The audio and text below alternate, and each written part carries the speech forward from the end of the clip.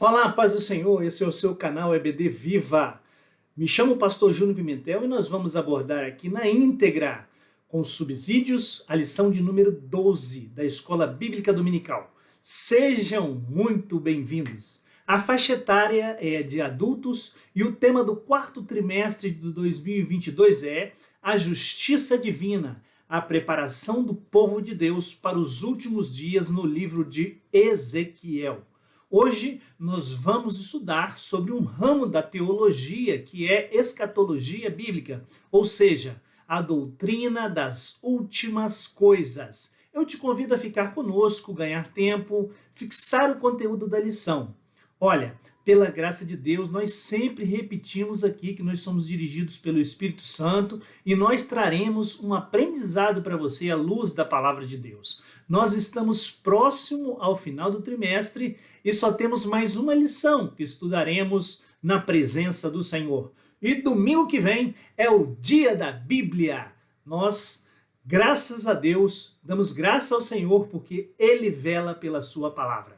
Hoje nós vamos estudar, então, como dissemos, a lição de número 12, que tem por título Imersos no Espírito nos Últimos Dias. Ao final da lição de hoje, você estará apto para responder algumas indagações. Por exemplo, por que o Cicerone Celestial contornou o novo templo com Ezequiel? O que significa imerso nas águas ou cheio do Espírito Santo? O que significa o surgimento de abundância de árvores numa terra estéril? O que acontecerá com as águas do Mar Morto com a chegada das águas vivificadoras? Antes de entrar efetivamente no texto áureo e na verdade prática e a leitura bíblica em classe, eu te convido a clicar no botão aí, inscrever-se e, se já tiver logado no Gmail, deixar também um comentário. Deixe um like, um joinha e clique no sininho para receber o nosso material assim que ele for para o ar. Nós vamos então ao texto áureo que encontra-se registrado no livro do evangelista João, no capítulo 7, versículos 38. Quem crê em mim, como diz a Escritura, rios de água viva correrão do seu ventre. João 7,38. Rios de águas representam também o derramamento do Espírito Santo. É viver na plenitude do Espírito Santo de Deus. Já a verdade prática, que é a verdade central da lição que nós estamos estudando hoje, que é desenvolvida pelo comentarista Ezequias Soares, nos diz: o rio da vida, que representa o fluir do Espírito Santo, passa no meio do povo de Deus. A terra, irmãos, será restaurada como no milênio, como no Éden. Nós vamos aprender hoje que o rio puro da água da vida flui do trono de Deus no mundo vindouro. Oh, aleluia! Vamos à leitura bíblica em classe, então, e hoje nós vamos estudar o capítulo de número 47. Um dos capítulos mais conhecidos e mais pregados nos púlpitos de nossa igreja. Águas purificadoras. A leitura se encontra, então, como dissemos, no livro de Ezequiel, capítulo 47, versículos de 1 a 12. Depois disso, me fez voltar à entrada da casa, e eis que saíam as águas de debaixo do umbral da casa para o oriente, porque a face da casa olhava para o oriente. E as águas vinham de baixo desde a banda da direita da casa, da banda do sul do altar. E ele me tirou pelo caminho da porta do norte e me fez dar uma volta pelo caminho de fora, até a porta exterior, pelo caminho que olha para o oriente. E eis que corriam as águas desde a banda direita. Saiu aquele homem para o oriente, tendo na mão um cordel de medir. E mediu 1000 côvados, e me fez passar pelas águas, e as águas que me davam pelos tornozeiros. E mediu mais 1000, e me fez passar pelas águas, águas que me davam pelos joelhos. E mediu mais 1000, e me fez passar pelas águas, águas que me davam pelos lombos. E mediu mais 1000, e era um ribeiro que eu não podia atravessar, porque as águas eram profundas. águas que se desviam passar a nado, ribeiro pelo qual não se podia passar. E me disse: viste, filho do homem? Então me levou e tornou a trazer à margem do ribeiro, e tornando eu, eis que à margem do ribeiro havia uma grande abundância de árvores, de uma e de outra banda. Então me disse: estas águas saem para a região oriental e descem a campina e entram no mar, e sendo levadas ao mar, sararão as águas. E será que toda criatura vivente que vier por onde quer que entrarem esses dois ribeiros viverá. E haverá muitíssimo peixe, porque lá chegarão essas águas e sararão. E viverá todo por onde quer que entrar este ribeiro. Será também que os pescadores estarão junto dele, desde En-Gedi até em Eglaim. Haverá lugar para estender as redes. O seu peixe, segundo a sua espécie, será como o peixe do mar grande, em multidão excessiva. Mas os seus charcos e os seus lamaceiros não sararão, serão deixados para sal.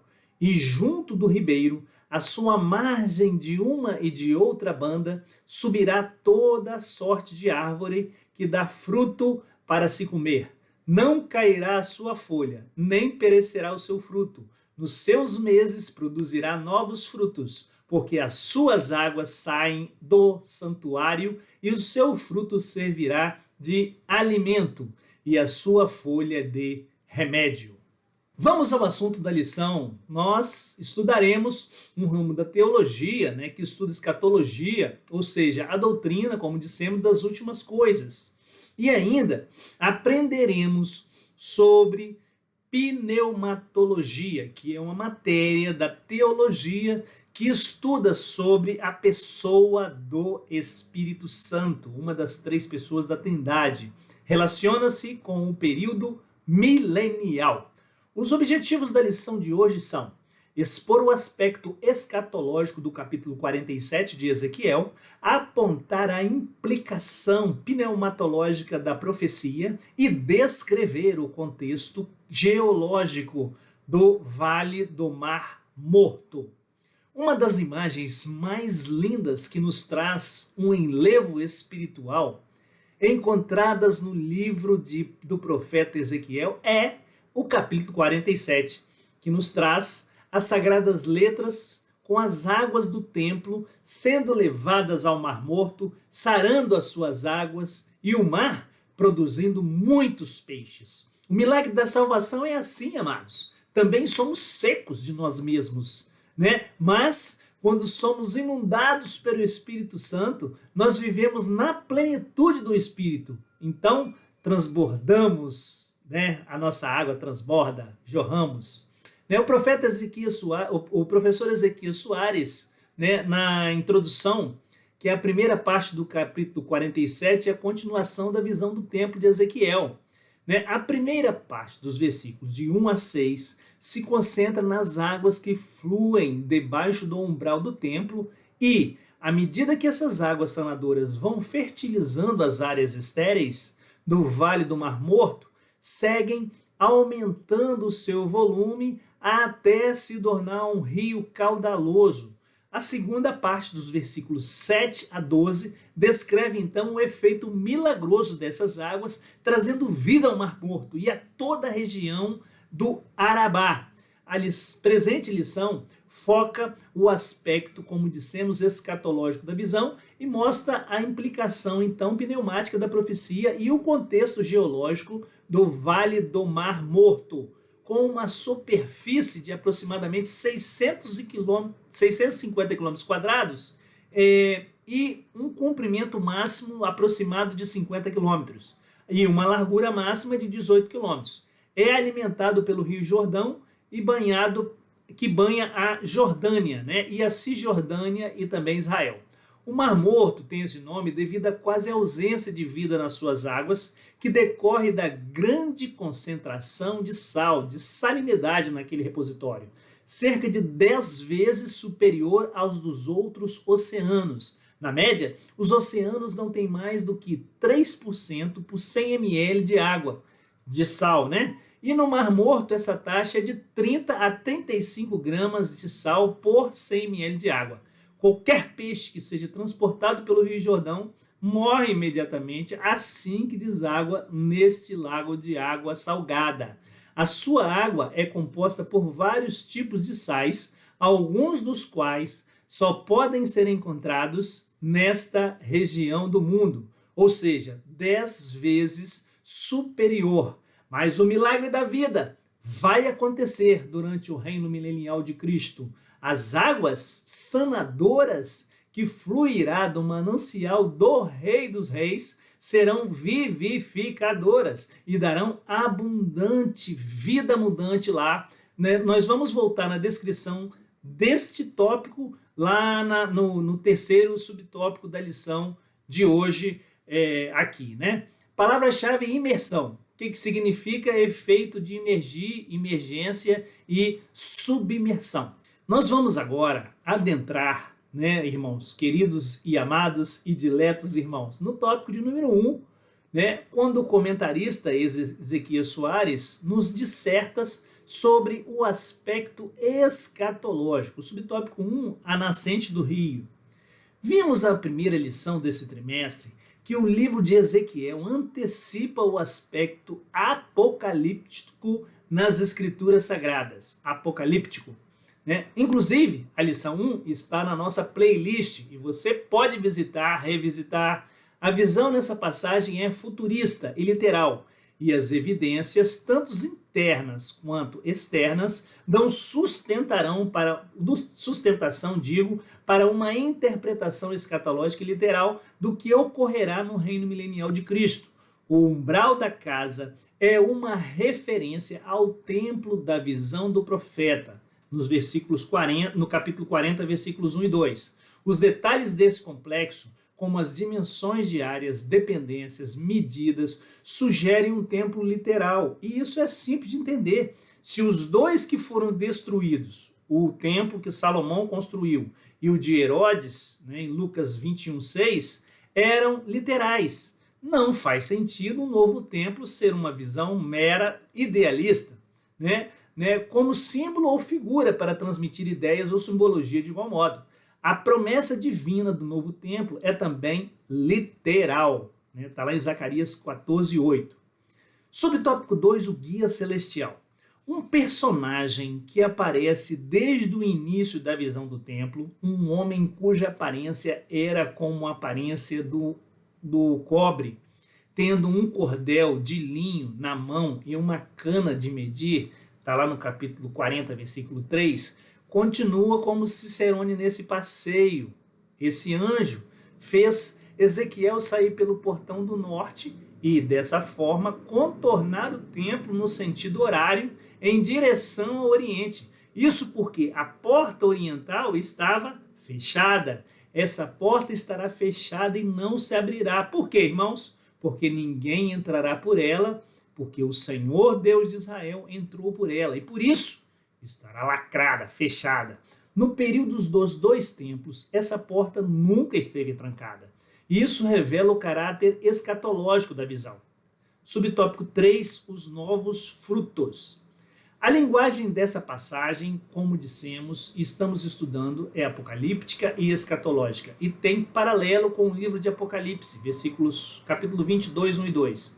A visão de Ezequiel em relação a toda sorte de árvore que dá fruto para se comer, nos seus meses produzirá frutos novos, se refere ao milênio e ao apóstolo João, ao mundo vindouro, a eternidade. Mas ambos os textos são literais. No novo céu e na nova terra não existe mar.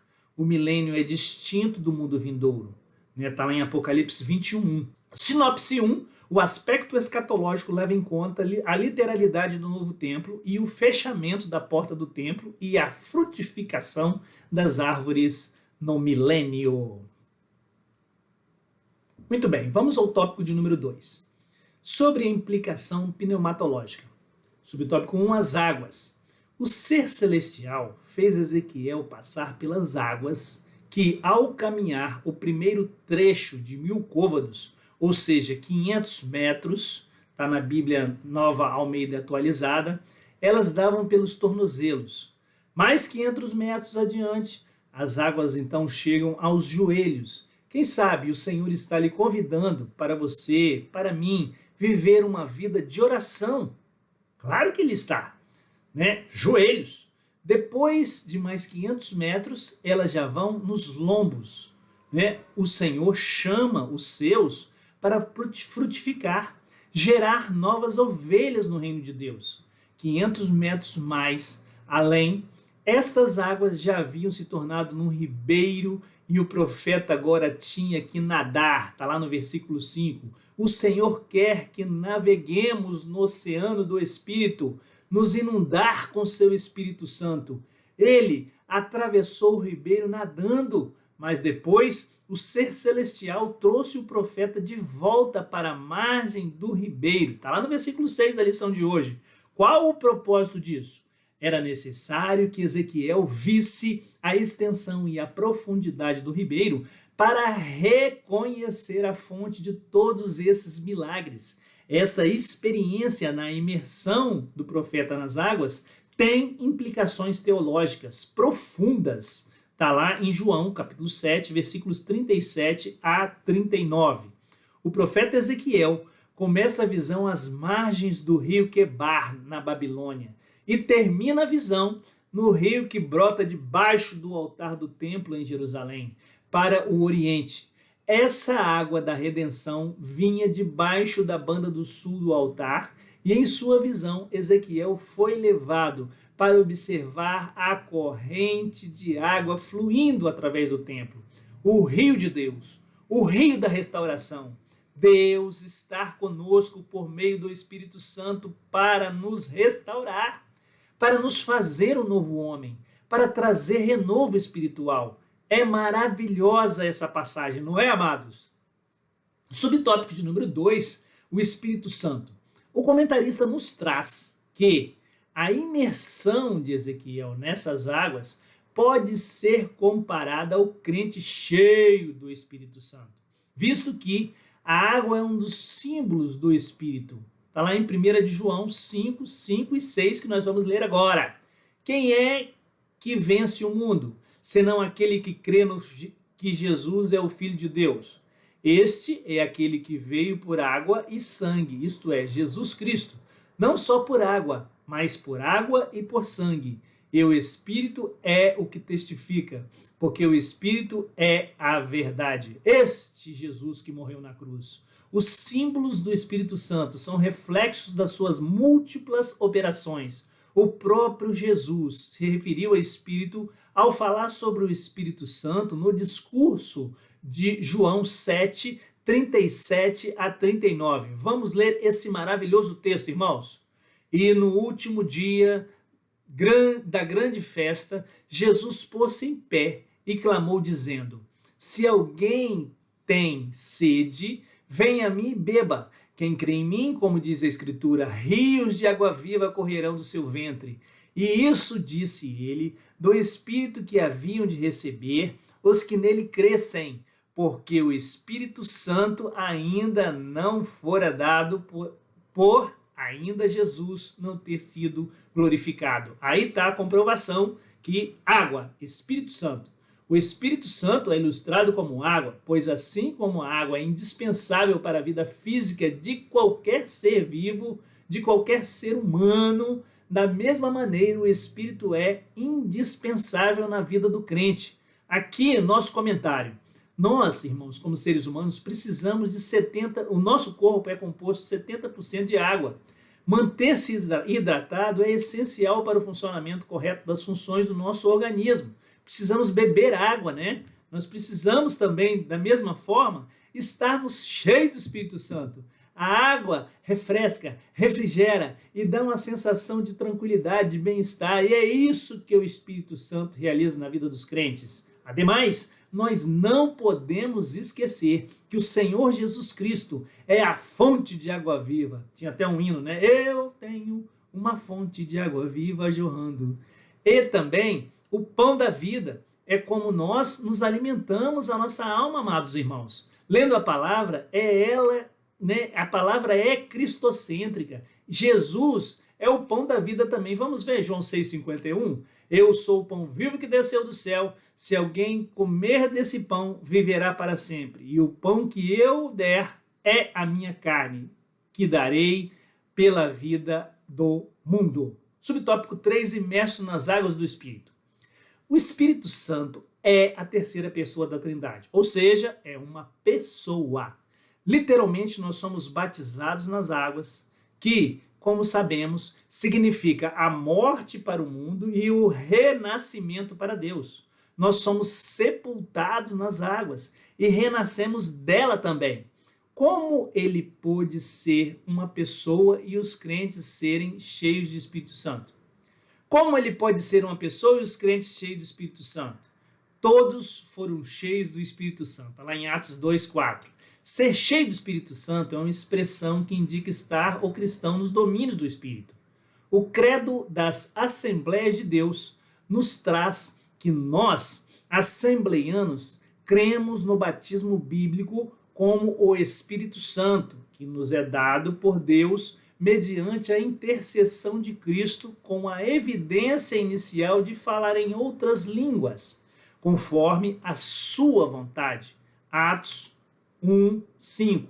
Porque, na verdade, João batizou com água, mas vós sereis batizados com o Espírito Santo, não muito depois destes dias. Isso está bem ilustrado na visão de Ezequiel, inundado, na verdade, nas águas sanadoras que brotam do templo de Deus. Glória ao Senhor. Sinopse 2, a água é o maior símbolo da implicação pneumatológica de Ezequiel 47. Muito bem, amados, então vamos agora ao tópico 3, sobre o contexto geológico do Vale do Mar Morto. Esse é uma parte mais histórica, né? A abundância de árvores. O Arabá, em hebraico Aravá, literalmente árido, também parece no Antigo Testamento como planície, está lá em Deuteronômio capítulo 1, versículo 1, ou deserto, Isaías 35:1. É o nome de um dos vales que se estende desde a Galileia, no norte de Israel, e vai até o Golfo de Acaba, no sul do país, na margem do Mar Vermelho, diante de Suf, está lá escrito, né? Nessa localidade se encontra, então, o Mar Morto, né?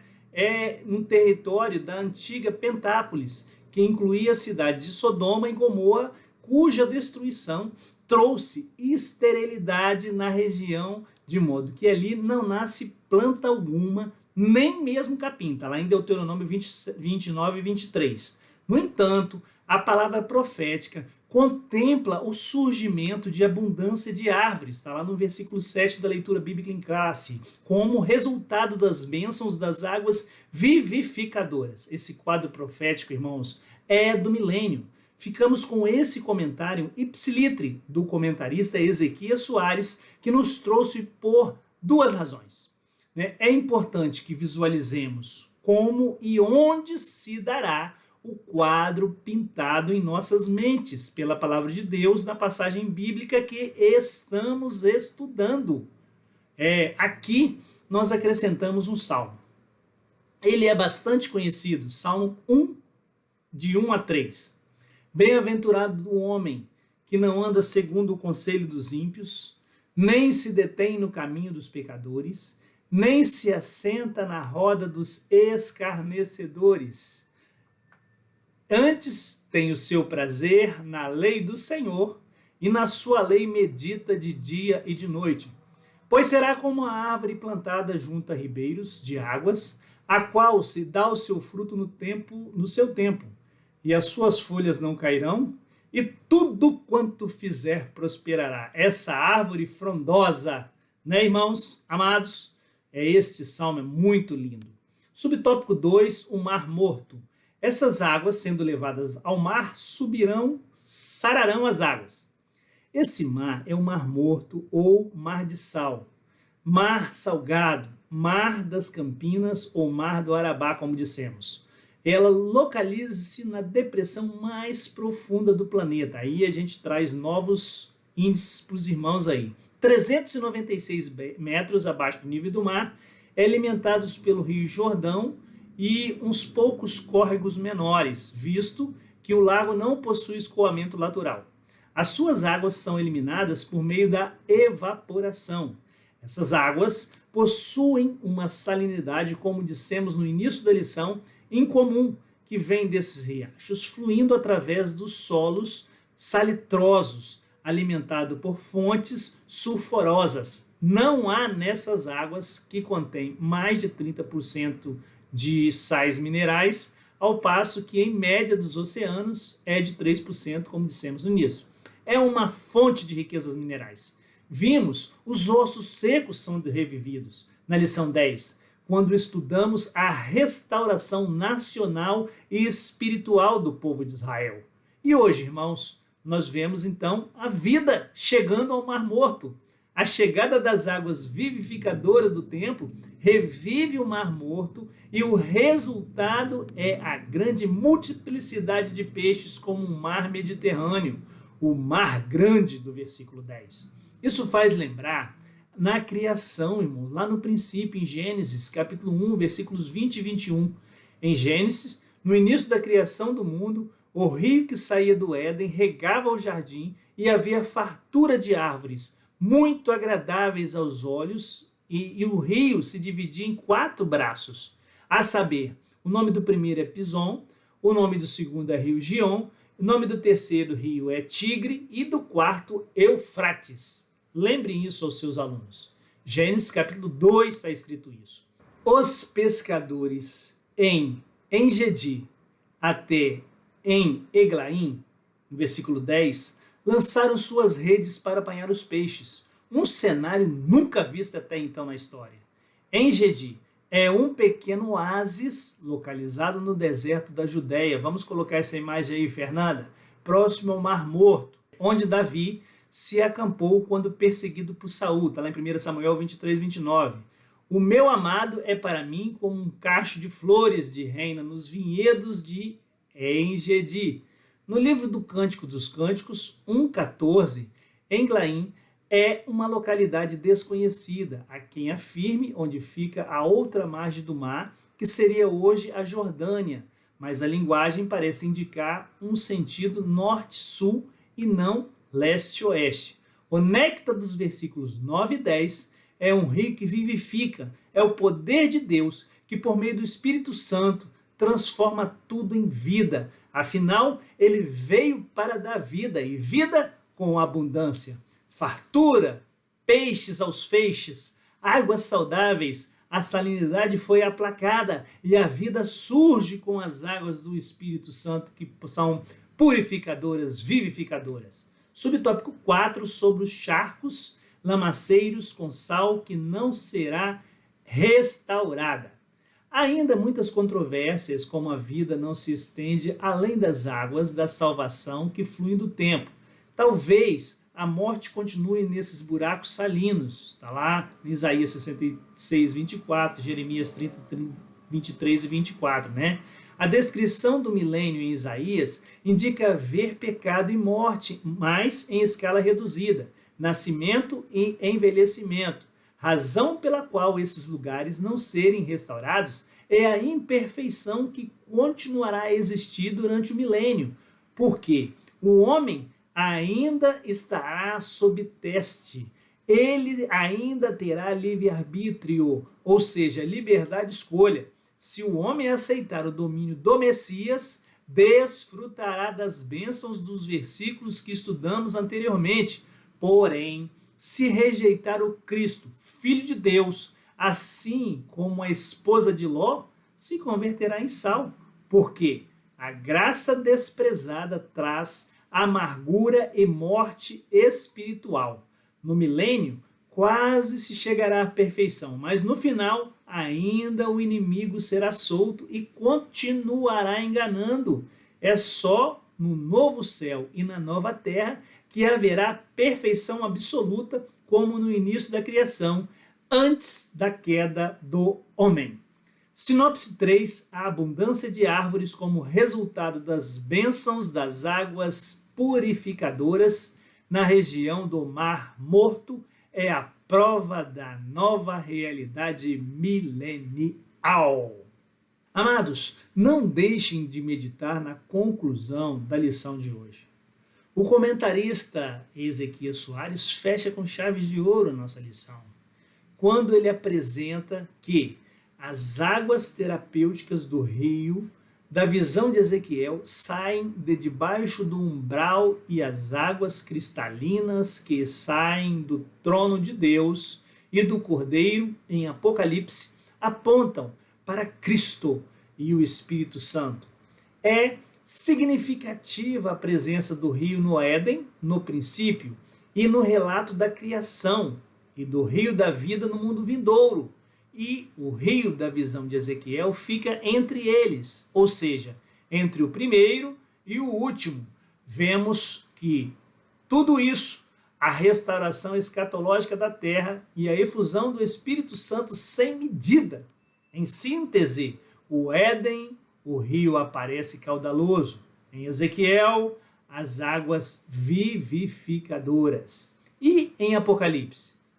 Em Apocalipse é a nossa meditação final da lição de hoje, exatamente no livro da Revelação, ou seja, Apocalipse, o capítulo 22, versículos de 1 a 5. E mostrou-me o rio puro da água da vida, claro como cristal, que procedia do trono de Deus e do Cordeiro. No meio da sua praça, e de um e de outro lado do rio, estava a árvore da vida que produz 12 frutos, dando seu fruto de mês em mês, e as folhas da árvore são para a saúde das nações. E ali nunca mais haverá maldição contra alguém, e nela estará o trono de Deus e do Cordeiro, e os seus servos os servirão, e verão o seu rosto, e nas suas testas estará o seu nome, e ali não haverá mais noite, e não necessitarão mais de lâmpada, nem de luz do sol, porque o Senhor Deus os ilumina, e reinarão para todo sempre. Oh, glória a Deus! Que maravilha, irmãos, podermos sentir o Espírito Santo de Deus em nossas vidas, podermos ter a sensação que o Espírito de Deus está nesse lugar, está conosco, está contigo aí na sua casa. Deus é onipresente, Ele é onisciente, Ele é onipotente, e é esse Deus que nós servimos, e há uma esperança vindoura. A salvação, irmãos, nós temos em Cristo Jesus, crendo nele, que morreu na cruz por nossos pecados. Enfatize isso com seus alunos. Deus é misericordioso, é amoroso, mas é um Deus de justiça também. E um dia a trombeta ecoará, e Jesus virá nas nuvens do céu e buscará um povo redimido, remido pelo seu sangue, vertido na cruz. Senhor nosso Deus, neste momento nós te pedimos, Pai, que tu abençoe a cada professor, cada professora, em nome de Jesus, Pai. Abençoa cada aluno, Pai, cada pastor nesse país, cada líder de rebanho. Abençoa que nós possamos, Senhor, nos aproximar cada vez mais de Ti, nos aproximar, Senhor, buscando a santificação, sem a qual ninguém verá o Senhor. Pai amado, abençoa a igreja no Brasil, abençoa aqueles que ainda não te aceitaram como único e suficiente Salvador. Senhor, abençoa também o povo de Israel, abençoa também, Senhor, essa nação que é o teu relógio na terra, Senhor. Ó Senhor, nós podemos, Senhor, sentir, ouvir o tic-tac do relógio celestial, Senhor, desse relógio que não é Cronos. Ó Pai querido, nós sabemos que tu, Senhor, virá buscar a tua igreja. Cremos nisso e estamos firmados na tua palavra. E um dia nós encontraremos com todos na tua presença, os salvos, em nome de Jesus. Amém. Que Deus o abençoe. Feliz dia da Bíblia e um Feliz Natal para você e para a sua família.